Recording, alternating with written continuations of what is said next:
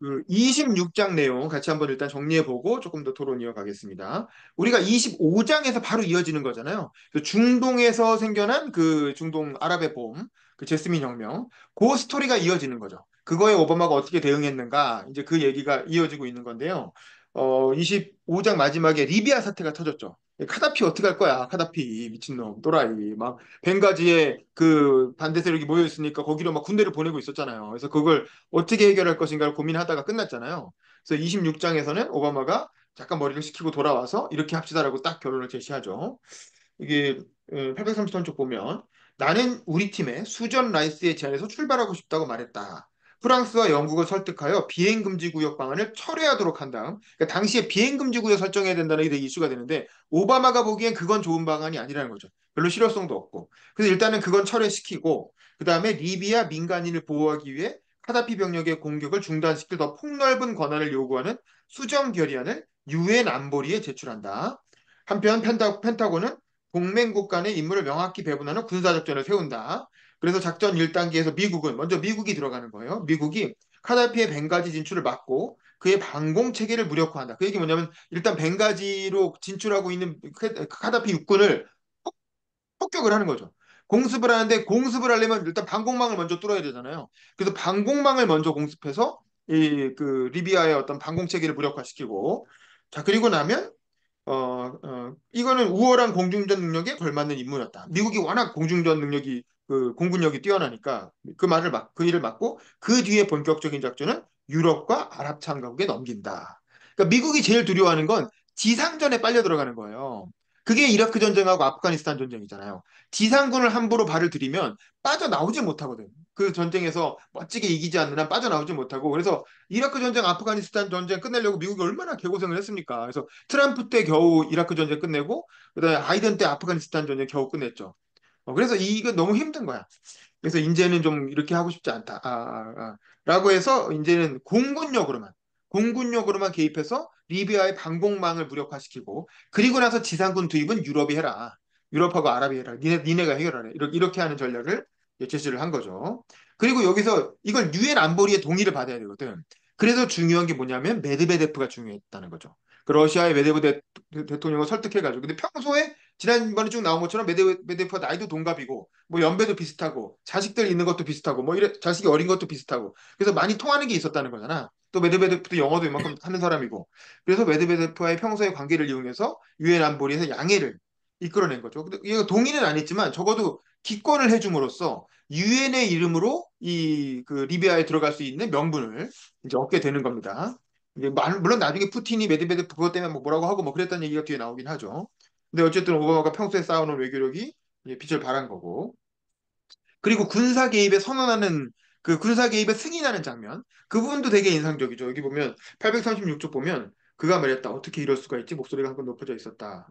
그러면서 시계를 보았다. 10분을 지났다. 이 뭐냐면 이 그 무전으로 그러니까 이제 군사 통신으로 승인을 해야 되는데 그 무전기가 고장 난 거예요. 이 브라질에 가서 이렇게 하다 보니까 나라가 멀다 보니까 무전기가 고장 나서 아니 이럴 리가 없는데 이 세계 최고의 미국에서 이게 쪽팔리게 무슨 무전이 고장 나가지고 군사작전 승인을 못하는 게 너무 웃기잖아요. 그러니까 오바마가 어떻게 했다는 겁니까?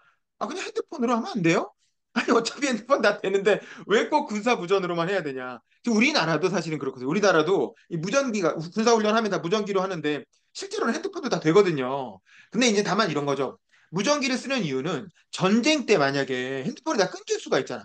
예를 들면 KT가 공습을 당해갖고 핸드폰이 다 끊겨 있는 상황에서 그래도 군인들끼리는 통신을 해야 되니까 그래서 무전기를 별도 통신망을 확보해서 무전기를 쓰는 거잖아요. 근데 이런 상황은 뭐 지금 미국이 공습당해서 전쟁하고 있는 상황이 아니니까 핸드폰으로 해도 되는데 왜 굳이 무전기 고장났다고 고민하냐. 그래서 핸드폰으로 하라 그래갖고 작전을 승인합니다. You have my authoritarian. 그래서 authorization 뭐 이렇게 해가지고 딱 그 승인하는 그런 장면이 나오죠. 그렇게 해가지고 전쟁을 했는데 어쨌든 참 그 부분에서 또 오바마가 이렇게 각국을 돌면서 가난한 아이들 보면서 느끼는 그런 심정 같은 것도 좀 적어놨죠. 저는 이런 것 좀 이상적이었어요. 838쪽 두 번째 단락 두 번째 줄 보면 나는 흑인 대통령이 당선되어 나라를 이끌면 모든 아이와 청년이 스스로와 자신의 세상을 바라보는 방식을 바꿀 수 있다고 말했다. 그럼에도 나는 알고 있었다. 나의 짧은 방문이 파벨라의 이 아이들에게 무슨 영향을 미쳤든 그들로 하여금 얼마나 똑바로 서고 더 원대한 꿈을 꾸게 했든 그들이 매일같이 맞닥뜨리는 지긋지긋한 가난을 상쇄할 수 없음을 부실한 학교, 오염된 공기, 더러운 물, 단지 살아남기 위해 헤쳐가야 하는 지독한 무질서를 해결해 줄 순 없었다. 블라블라. 하지만 더 미미하더라도 의미가 있다는 생각이 들었다. 이 정도면 충분하다고 스스로를 속여 들지 않는 한. 그러니까 이제 오바마가 제3세계 브라질 뭐 이런 나라 다니면서 칠레 이런 나라 다니면서 느낀 점, 그 가난한 이렇게 아이들 뭔가 이렇게 미국에서 흑인 대통령이 나왔어라고 해가지고 사람들이 와 하고 신기해서 쳐다보고 환호하고 이러는데 그 사람들을 보면서 내가 어떤 영감을 주긴 주는데 하지만 그 사람들의 삶을 내가 진짜 해결해 줄 수는 없지. 하지만 그 미미하지만 의미는 있지. 근데 내가 여기에 만족해서는 안 돼. 요렇게 자기 스스로 그 제3세계 가난한 아이들을 보면서 이제 생각했다는 부분이고요. 뭐 상당히 의미가 있죠. 그리고 이제 이게 지난번에 나온 것처럼 거기서 여행할 때 브라질에서 그 말리아랑 샤샤랑 그 미묘한 그 애들이 커가면서 아빠가 느끼는 미묘한 그 섭섭함. 저는 애를 키워본 적이 없어서 모르지만 아마 어르신들은 있겠죠. 그 느낌을 잘 적었죠. 839쪽 보면 하나, 둘, 두 번째 단락 중간쯤에 말리아는 13살을 앞두고 있었는데 치아 교정기가 반짝거렸고 머리카락은 따 묶었으며 투명한 장대에 묶인 듯 꼿꼿한 몸은 밤새 길고 가늘어져 거의 엄마만큼 컸다. 그러니까 엄마랑 거의 키가 비슷해졌다는 거예요, 말리아가. 그러니까 거의 다 큰 거잖아요. 그럼 상당히 컸고 또 9살 샤샤는 귀여운 미소와 보조개 파인 뺨을 보면 아직 어린애 같았지만 나를 대하는 태도가 달라졌다. 내가 간지럼 태우는 것을 예전만큼 좋아하지 않았고 짜증이 늘었으며 내가 공공장소에서 손을 잡으려 하면 조금 난처했다. 그러니까 이제 옛날에는 아빠가 손 잡으려고 그러면 맨날 이렇게 아빠 옆에 붙어 있으려고 그러고 뭐 이렇게 했는데 이제 좀 컸다고. 아, 아빠 왜 이래? 이러면서 이제 이렇게 피하는 거죠. 그러니까 이제 아빠 입장에서 좀 섭섭하잖아요. 이렇게 딸들이 커가는 게 정말 눈에 넣어도 아프지 않은 그런 귀여운 인형 같은 아이들이었는데 점점 커가면서 아빠를 멀리하는 것 같으니까 좀 이제 섭섭하고 마음이 아픈 거야. 근데 그 얘기를 그 심정을 적어놓은 거죠. 그랬는데 이제 이게 칠레인가 그 유명한 아주 유명한 거대한 그 예수님상 있잖아요. 그 거대한 예수님상 앞에 가서 이렇게 오 하고 보는데 아이들이 옆에서 딱 다가오는 거죠. 여기 보면 다음 브라질, 장 브라질. 840조. 예, 거기 보면 이제 나오죠. 그 어둠 속을 달리다가 조명이 하얗게 켜진 광장 앞에 딱 섰을 때입니다. 그러니까 거대한 형상이 안개 속으로 우리를 부르는 거. 그러니까 그게 이제 예수님 상이죠. 그걸 딱 보는 순간 이 광경을 눈에 담들어 목을 뒤로 꺾고 몇 걸음 내디디는데 샤샤가 내 손을 잡았다. 말리에는 내 허리에 팔을 둘렀다. 샤샤가 말했다. 기도 같은 거 해야 할까? 내가 말했다. 안 될 거 없지. 우리 뭐 why not 뭐 이랬겠죠. 우리는 한데 모여 조용히 고개를 숙였다.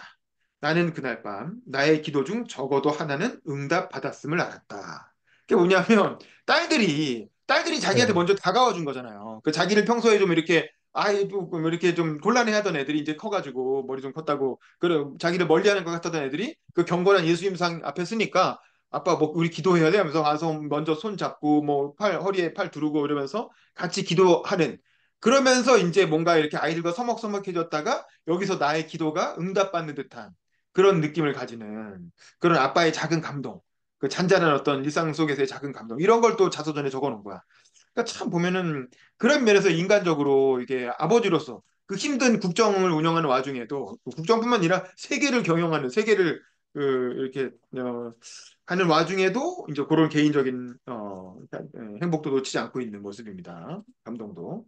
그 다음에 어쨌든 그럼 841쪽 리비아는 어떻게 되냐? 리비아는 큰 문제가 없어요. 미국 입장에서 큰 문제가 없었어요. 미국은 공습만 하고 빠지면 되는 거였기 때문에 그리고 지상전은 유럽한테 맡겼기 때문에 미국은 큰 문제는 없었는데 다만 공습 과정에서 비행기가 추락하는 일이 생긴 거죠. 근데 비행기가 격추당한 게 아니라 그냥 기체 고장으로 추락한 거예요. 여기 보면 그가 허리를 숙여 귓속말을 했다. 방금 미군 전투기가 리비아에서 추락했다는 보고를 받았습니다. 격추된 건가요? 그가 말했다. 기계적 결함이었습니다. 승무원 2명은 추락 전에 탈출했는데 그중에서 조종사는 구출했습니다. 그는 상태가 양호합니다만 사격수가 행방불명입니다.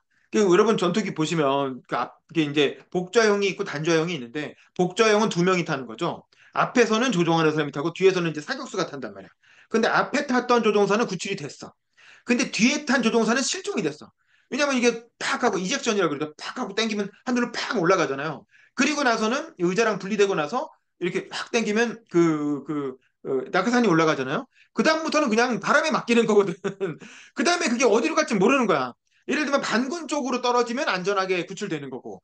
만약에 재수없게 카다피 쪽으로 떨어지면 그냥 죽는 거죠. 그러니까 그런 상황이 벌어져 버린 거야. 그래서 추락 지점 그 근처에 수색 구조대를 파견했으며 제가 펜타곤과 직접 연락하고 있습니다. 새로운 소식이 들어온 대로 보고하겠습니다. 토미 그러나드의 파네라 칠레 총리가 그렇죠. 안색을 합니다. 괜찮은 겁니까? 그랬더니 네 방에서 죄송합니다. 라고 대답했지만 머릿속에는 여러 가지 시나리오가 바쁘게 돌아갔다. 대부분 나쁜 시나리오였다. 그러니까 이게 만약에 여기서 그 사격수가 리비아군에 잡혀가지고 총살이라도 당했으면 혹은 총살당하지 않더라도 인질이 돼서 그걸 가지고 만약에 이제 오바마하고 딜을 하려고 들면 오바마 어떻게 해야 돼요? 이거 굉장히 골치 아픈 문제가 되는 거죠. 진짜 리비아 내전은 미국 국익하고는 그러니까 미국의 국내적인 관심사하고 아무 상관도 없는 일이거든요. 그냥 오바마가 진짜 인간적인 어떤 인도적 관점에서 개입을 결정한 거란 말이야. 오바마가 오로지 오바마가 결정해서 일어난 작전인데 거기서 희생자가 나와봐요. 그 책임을 오바마가 다 뒤집어 써야 되는 거예요. 그리고 그것도 그렇지만 어쨌든 그 소중한 그 미군 한 명이 죽는 거 아닙니까? 그것도 굉장히 마음으로 엄청난 부담이 되는 거죠. 다음 장 보면 그 얘기가 나와요. 미국 대통령이 된다는 게 요즘같으면 어떤 느낌이냐고 누가 물으면 칠레의 국민 만찬장에 할 일 없이 앉아 성공과 재앙이 종이 한 장 차이임을 곱씹으며 시간을 보내던 일이 종종 떠오른다. 그러니까 이때가 정말 내가 미국 대통령이구나 라는 걸 정말 절감한 순간이었다는 거야. 머나먼, 그렇죠. 이 경우에 생사를 가른 것은 한밤중에 머나먼 사막 위에서 군인의 낙하산이 어디로 흘러갔는가였다. 나의 모든 결정이 거액의 도박이었다는 말은 아니다. 포커에서는 플레이어가 그날 결국 돈을 따더라도 중간에 몇 차례 크게 잃으리라 예상할 수 있고 감당할 수도 있지만 나의 결정에서는 한 번의 불운으로 누군가 목숨을 잃을 수 있었다. 그 결과는 내가 달성했을지도 모르는 원대한 목표를 압도할 것이다. 정치에서든 내 마음속에서든. 그러니까 만약에 내가 이 결정으로 리비아 내전을 잘 마무리해가지고 많은 사람들을 살린다 하더라도 내 결정으로 인해서 안 죽었을 사람이 하나 죽게 되는 거잖아요. 특히 미군 병사가. 이거는 사실 개인적으로는 언론에서도 난리가 날 거고 또 내 마음속에서도 엄청난 양심의 가책이 느껴질 거라는 거죠. 그래서 굉장히 걱정을 했는데 다행히 이제 안전하게 그 반군 쪽으로 잘 흘러가가지고 다행히 구출이 돼서 이제 죽지 않고 살아났죠. 굉장히 다행이었다 이렇게 얘기를 했고요. 그런 와중에 오바마가 재선에 도전한 얘기가 나옵니다. 이것도 살짝 짚고 넘어갈게요. 845쪽 보면 중간에 나는 얼마 전 재선에 출마한다고 선언했다. 실은 형식적 절차였다. 재선을 안 할 리가 없잖아요. 오바마가 바이든처럼 80대 노인도 아니고 젊은 나이에 40대였는데 당연히 재선 도전해야죠. 당연히 할 건데 형식적 절차라는 거죠. 서류에 빈칸을 채우고 짧은 동영상 발표를 녹화하는 것이 전부였다. 4년 전 어질어질하고 쌀쌀한 어느 날 스프링필드에서 수천 명의 군중을 앞에 두고 희망과 변화를 약속하며 출마를 선언할 때와는 사뭇 대조적이었다. 낙관과 젊음의 에너지, 부정할 수 없는 순진무구함이 넘쳐흐르던 그 시절로부터 영원의 시간이 흐른 것 같았다. 밑에 나의 일부는 그렇게 일찍 선거에 시동을 거는 것에 반대했다. 근데 왜냐면 임기 딱 2년쯤 지나는 시점이거든요. 중간 선거가 2년째 말에 하잖아요. 그러면 중간 선거 끝난 직후니까 딱 2년 지났단 말이야. 그럼 다음 재선까지는 또 2년이 남은 거야. 근데 2년 전에 벌써 재선 출마 선언을 하는 거예요. 그러니까 좀 이르죠. 한 1년 전쯤 하면 되지 않나? 왜 이렇게 일찍 하지라고 생각할 수 있지만 미국은 선거운동의 자유가 사실상 무한정 보장되는 나라이기 때문에 빨리 시작할수록 좋다. 빨리 이게 그래서 만약에 이제 재선이 여유 있는 상황이면 그렇게 서두를 필요가 없었겠지. 근데 지금 이 오바마 2년 집권 2년 차는 정말 최악의 상황인 거예요. 그 지난번에 얘기했잖아요. 이 중간 선거에서 완전 참패하고 완전히 밑바닥에 오바마의 임기가 완전 밑바닥에 떨어져 있는 상황이거든. 그런 상황이기 때문에 마음이 급한 거죠. 그러니까 빨리 재선을 해야 되는. 재선 출마할 수밖에 없는 거죠. 그래서 첫 선거운동이 아득한 기억처럼 느껴진 반면 대통령으로서 실제 업무는 이제 막 시작한 듯 했기 때문이다. 하지만 논쟁해봐야 소용없었다. 여론조사를 보면 분명히 알 수 있었으니까. 이게 뭐냐면 여론조사가 안 좋게 나오고 있다는 거예요. 그래서 한가하게 놀고 있을 때가 아니라는 거지. 빨리 선언하고 빨리 틈틈이 전국 돌아야 되는 상황이기 때문에 대선 선언 빨리 할 수밖에 없었다. 뭐 그 얘기입니다. 참고로 미국 대통령은 이렇게 현직 대통령 시절에 재선 출마 선언하고 전국을 돌면서 선거 유세를 합니다. 그러니까 우리나라는 단임제이기 때문에 대통령이 되면 그 순간 선거는 더 이상 끝이죠. 평생의 마지막 선거를 치르고 대통령이 된 거고 더 이상 선거를 할 필요가 없는데 미국 대통령은 선거를 한 번 더 치러야 되기 때문에 그것도 자기 선거를 상당히 선거를 의식하면서 정치를 할 수밖에 없죠. 근데 그런 면에서 보면 윤석열 대통령은 선거를 의식할 필요가 없는데도 하여간 전국을 돌면서 선거 운동을 하셨죠. 이 민생 토론회라고 해가지고. 자, 하여간 독하신 것 같습니다. 그리고 또 하나는 이게 적자 재정에 대한 논란이 나와요. 여기서 이제 오바마가 아까 말한 것처럼 이제 그 금융위기 헤쳐나가기 위해서 상당한 적자 예산을 편성하는데 그거에 대해서 미국 정치권이 엄청나게 반발하는 내용이 나옵니다. 그러니까 요즘 그 트럼프 정부 이후에는 이 정도는 진짜 일도 아닌데 그때는 또 그랬던 거죠. 이 부분 재밌어요. 847쪽 보면 두 번째 따락 네 번째 줄. 선거 결과로 워싱턴의 모두가 적자와 관련해서는 매파로 돌아선 것 같았다. 매체들은 미국의 지출이 도를 넘었다며 난데없이 경보를 울려댔다. 논평가들은 우리가 미래 세대의 부채의 유산을 떠넘긴다고 매도했다. 최고 경영자 월스트리트 내부자들처럼 금융 시스템 구제 조치로 직간접적 혜택을 입은 사람들조차도 뻔뻔하게도 적자 반대 여론에 편성하여 지금이야말로 워싱턴 정치인들이 자격급여 지출, 이게 이제 보조금이죠. 을 삭감하는 용감한 조치를 단행한 적기라고 주장했다. 오해의 소지가 있는 용어인 자격급여 지출은 사회보장, 메디케어, 메디케이드 등의 사회안전망 프로그램을 포괄적으로 일컫는다. 지금 이 위기라면서도 이를 해소하기 위해 자신의 세금 감면액을 토해내겠다는 사람은 거의 없었다. 그러니까 이제, 그러니까 그 미국은 원래 기본적으로 이 적자 재정 너무 크게 펴고 정부가 돈을 많이 쓰는 거에 대한 거부감이 있고 또 이 당시에 미국 야당은 티파티가 주였기 때문에 티파티가 기본적으로 세금 그 운동에서 시작된 거잖아요. 그래서 이제 이런 식으로 오바마가 적자 예산 편성해서 돈을 막 발행해가지고 그걸로 그 금융위기 돌파하는 데 쓰고 이러는 걸 되게 싫어했다는 거지. 그래서 그런 거에 대한 반발이 엄청 심했고 근데 이제 본인 입장에서는 또 어쩔 수 없었던 거죠. 그러다 보니까 야당하고 뭐가 이슈가 되냐면 이 법정 부채 한도를 상향하는 문제, 요게 이슈가 됩니다. 이거 클린턴 때 그 야당이 승인 안 해줘가지고 결국 미국 정부가 셧다운되고 공무원들 월급 못 준 적도 있죠. 848쪽 보면 중간쯤에 법정 부채 한도를 증액하지 못하면 미국은 역사상 최초로 채무 불이행을 선언해야 했다. 그럼에도 베이너가 그런 극단적인 발상을 거론했다는 사실은 이것이 티파티 회원들과 보수파 언론 매체의 호응을 금세 얻었다는 사실과 더불어 앞으로 닥칠 일을 예감하게 했다. 그러니까 이때만 해도 하여간 정부가 이렇게 세금을 써가지고 뭐 이렇게 복지를 늘리고 이런 거 엄청 싫어하는 그런 경향이 있었는데 그리고 야당의 그 당시 공화당의 주류는 티파티여서 작은 정부론을 강조하는 사람들이었잖아요. 그리고 세금 함부로 걷지 마라 뭐 이런 거 주장하는 사람들이었는데 이게 트럼프 정부를 거치면서 이 공화당의 성격이 완전 바뀌어버리는 거예요. 왜냐면 트럼프가 워낙에 헬리콥터 머니로 엄청난 돈을 찍어내가지고 막 이렇게 코로나 핑계로 돈을 엄청나게 썼기 때문에 이제는 그 이렇게 티파티 같은 게 뭐 설탕이 없어졌죠. 원래 티파티는 작은 정보론하고 정부는 돈 쓰지 마라 이런 건데 예, 오히려 이제는 완전히 달라졌다는 거. 그리고 이때 이제 트럼프가 본격적으로 등장하죠. 849쪽 보면 자, 두 번째 달라. 도널드 트럼프는 이 현상을 정확하게 간파했다. 그는 내가 미국에서 태어나지 않았으며 그렇기 때문에 적법한 대통령이 아니라는 주장을 퍼뜨리고 다니기 시작했다. 흑인이 백악관에 들어갔다는 사실에 기겁한 수백만 미국인들에게 인종주의적 불안을 해소하는 묘약을 주겠노라 약속했다. 그러니까 트럼프란 사람은 기본적으로 이 사람이 버서리즘이라고 하는 그 오바마의 그 출생 그 오바마가 미국에서 태어난 게 아니지롱 하는 이제 그 음모론을 퍼뜨린 그걸로 유명해졌죠. 정치권에서는. 그 다음 850조 다음 장 보면 이렇게 나오죠. 우리는 이른바 버서리즘, 출생지 음모론. 이 처음 불거진 2008년에 이에 대처하기 위해 내 웹사이트에 출생증명서를 공개했다. 외조 부문은 내 출생을 알리는 호놀룰루 에버타이저 1961년 8월 13일자를 스크랩해 두었다. 그러니까 신문에도 났다 이거야. 호놀룰루 하와이 신문에도. 나는 어릴 적 날마다 학교 가는 길에 어머니가 나를 낳은 카피올란이 병원 앞을 지나쳤다. 그 병원은 하와이에 있으니까 나는 명백하게 하와이에서 태어난 사람인 거야. 근데 트럼프가 무슨 생각인지 이런 얘기를 하고 다니는 거죠.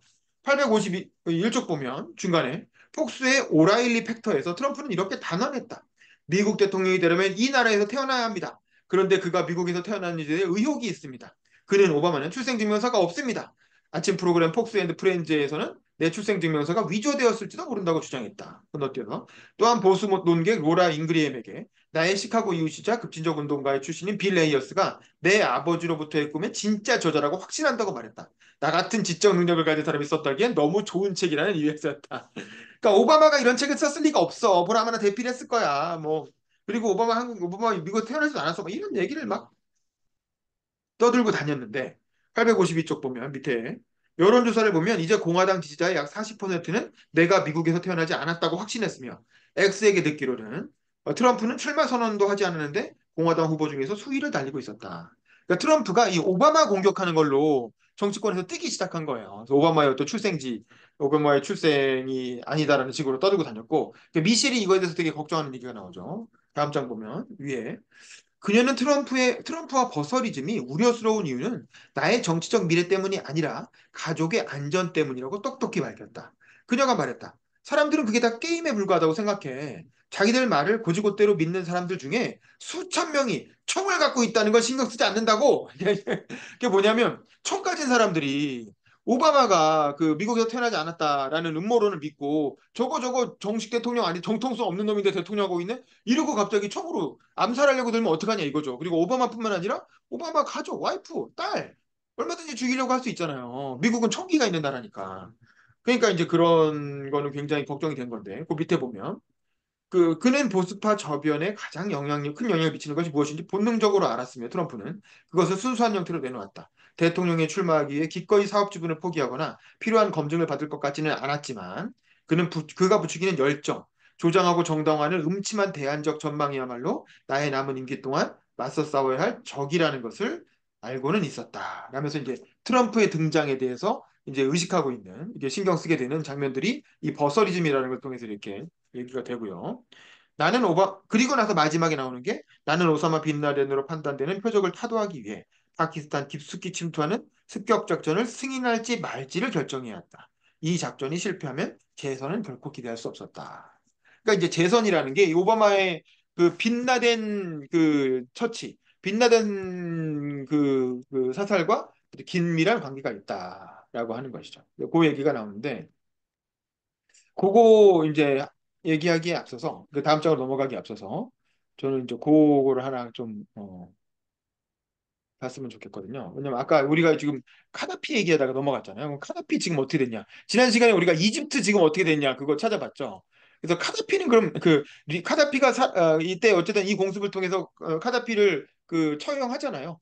그 다음에 리비아는 어떻게 됐을까요? 그래서 이제 제가 리비아 정세 최근 정세 다른 기사를 봤더니 아니나 다를까 여기 보세요. 카다피 사후 12년 무정부 리비아 군벌 유혈 충돌 국제사회가 니제르 개입을 꺼리는 이유 이렇게 해서 이게 2014년 8월, 그러니까 작년 8월 기사인데 뭐 대충 비슷하겠죠. 수도 트리폴리에서 최소 55명 사망. 유엔 인정한 과도 정부는 존재감 상실했고 우후죽순 생겨난 군벌 간의 세력 다툼이 일어나고 있고 군부 쿠데타 니제르 사태에도 영향을 미칠 걸로 보인다. 뭐 이런 상황입니다. 에휴. 그러니까 이게 지금 와서 생각해 보면 오바마의 존재가 사실 그 약간 리버럴한 미국 대통령, 더군다나 최초의 흑인 대통령, 이 오바마의 존재가 아마 그 중동의 제스민 혁명에 상당한 그 영향을 미쳤을 거예요. 왜냐하면 그 이집트도 그렇고 뭐 그런 나라들이 리비아도 그렇고 다 그 당시 친미 국가였기 때문에 그 오바마가 미국 대통령이 만약에 공화당이었고 그런 독재자들을 강력하게 지지한다는 느낌이 들었으면 그렇게 대모 못했을 거야. 근데 이제 오바마 정부니까 그래 우리들이 뭔가 이렇게 목소리를 내면 미국 대통령이 우리를 뭐 설마 저 그 전두환 때처럼 군사 정권을 도와갖고 우리를 학살하지는 않겠지라고 생각하고 데모를 했고 그게 어느 정도 성공을 해서 무바라크도 쫓겨나고 카다피도 쫓겨나고 그런 이제 그런 독재자들이 많이 물러나는 계기가 됐죠. 물론 뭐 이스라엘의 네타냐후는 지금도 집권하고 있지만 자, 그랬는데 그 결과가 과연 어떤 그 나라 사람들한테 과연 좋은 결과를 가져왔느냐. 이제 이거 보면은 이제 그렇지가 않은 것 같다는 거죠. 아까 말한 것처럼 그나마 이집트는 무바라크 같은 다른 독재자가 등장해서 삼선제 97%막 이렇게 당선되고 있다는 거 아닙니까? 그나마 독재자가 등장해서 안정돼서 다행인 거고. 지금 리비아는 카스피가 있을 때는 그래도 국내적으로는 평화로웠거든요. 독재자긴 했지만 국내적인 평화는 있었는데 지금 보세요. 12년째 곳곳에서 유혈 충동이 일어나고 과도 정부는 유명무실해지고 군벌들이 곳곳에서 일어나가지고 자기들끼리 계속 내전을 벌이고 있다는 거 아닙니까? 그 과정에서 사람도 엄청나게 죽고 그래서 참 그 어려운 일인 것 같아요. 그러니까 이 독재를 무너뜨린다는 건 좋은데 독재를 무너뜨리면서 독재가 제공하던 그런 질서와 안정이 같이 사라져 버렸을 경우에 그 어떻게 할 것이냐? 우리는 군사 독재를 무너뜨리고 민주화로 넘어가는 데에서 스무스하게 넘어갔잖아요. 실제로 놀라울 정도로 스무스하게 넘어갔거든요. 김대중 정부 들어왔다고 해서 다시 군사 쿠데타 일어나고 막 북한이 쳐들어오고 그러지 않았잖아요. 내전 일어나가지고 뭐 경상도랑 전라도가 찢어져가지고 다른 경상도공화국, 전라도공화국 돼서 전쟁 나고 그러지 않았잖아요. 그러니까 우리는 되게 스무스하게 민주화가 된 거야. 그래서 대단한 거예요. 그러니까 이런 사례가 잘 없어요. 그러니까 우리는 굉장히 운이 좋은 거고 사실은 리비아처럼 군벌들이 일어나가지고 서로 전쟁 벌이고 뭐 이러는 게 사실은 일반적인 그 후진국의 패턴인 거지, 후진국 정치에. 그런 면에서 보면 오바마가 그렇게 당시에 물론 카다피가 막 벵가지 학살하려고 했으니까 막은 건 어쩔 수 없는데 그리고 나서 리비아 사람들이 더 행복해졌느냐? 모르는 문제다. 그래서 이제 항상 우리는 현실이 시궁창이라고 생각하지만 이 바닥 밑에 지하실이 있다는 걸 잊으면 안 돼요. 바닥이라고 해서 뜯어내는데 밑에 지하실이 있는 거지. 지하실 밑에 또 지하철이 나오고 그 다음에 또 지하수가 나오고 뭐 이럴 수가 있는 거거든요. 그래서 우리가 바닥을 뜯어낼 때는 항상 조심할 필요가 있다. 그래서 이제 중동에 개입하고 이러는 거 그런 거 그 나라 문제 확실하게 해결해 줄 것도 아니면서 함부로 그렇게 하면 안 되고 결국 그 나라 사람들이 스스로 해결해야 된다. 이제 그런 생각이 들어요. 근데 우리는 그걸 해낸 거야. 우리나라 사람들이 어쨌든 그게 우리나라 사람들이 뭐 김대중이 정권 교체를 하고 또 민주화 선거 운동을 하고 뭐 그러면서 어쨌든 우리는 그걸 해낸 그러니까 우리나라는 되게 저력이 있는 거죠. 우리나라 국민들이. 그 양쪽 다 산업화를 한 사람들도 저력이 있었고 민주화를 한 사람들도 저력이 있었고 또 요즘 한류 열풍을 일고 있는 젊은 층도 저력이 있는 거죠. 그래서 그런 면에서 우리는 참 대단하다는 생각이 드는데 어쨌든 이게 그렇게 쉽게 주어지는 일은 아니다. 이런 걸 그냥 너무 이렇게 당연한 걸로 생각해서는 안 된다. 이제 그런 생각은 들어요. 자, 여기까지 하고 다음 장에 드디어 빛나데를 사살하는 오바마 정부 임기 중 가장 빛난 순간. 그래서 일권을 거기서 마치는 거지. 그래야 해피엔딩이 되잖아요, 책이. 그 이후에 또 구질구질한 얘기가 많거든요. 그 이후에도 이게 끝나고도 6년을 더 이어지는 거예요, 오바마 정부가. 이 책이 끝나고도. 그러니까 뒤에도 할 말이 많은데 아마 그거는 아마 2권에서 다룰 것 같고 어쨌든 오늘은 26장까지 다루고 다음 장에 27장 빛나데 사살하는 부분을 같이 보도록 하겠습니다. 자, 여기까지 하고 또 여러분 소감 듣고